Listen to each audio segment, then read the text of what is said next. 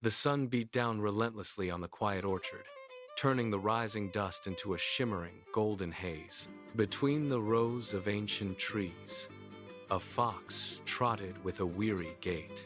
His ribs were clearly visible beneath a thin, dusty coat, a testament to days without a meal. He stopped for a moment, ears twitching at the sound of a rustling leaf, but his primary focus remained on the gnawing ache in his empty stomach. Every step was a struggle against the oppressive afternoon heat as he searched for any sign of life or sustenance in the dry grass. Suddenly, he froze in his tracks. High above him, tangled deeply within the thick green leaves of a wooden trellis, hung a massive cluster of purple grapes. They were magnificent, plump and heavy with sweet juice, glistening brilliantly under the harsh afternoon light. The fox felt his mouth water as he circled the base of the vine, his amber eyes locked onto the prize. To him, they were not just fruit, they were a lifeline.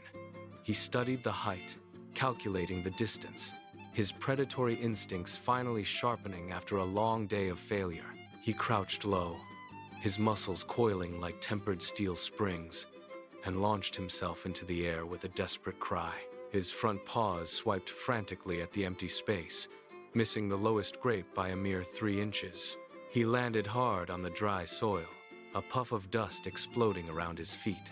Gritting his teeth, he shook the dirt from his fur and backed up 10 paces. He sprinted again, pushing off with every ounce of strength in his hind legs, his body stretching toward the sky in a beautiful, futile arc. Again, the grapes remained untouched. Panting heavily, his tongue lolling out, he tried a different angle. He leaped from a nearby rock.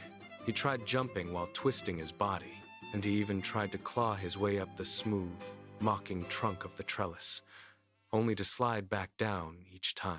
His breath came in ragged, painful gasps, and his legs began to tremble from the sheer exertion of his failure. He was a hunter who could not catch his prey.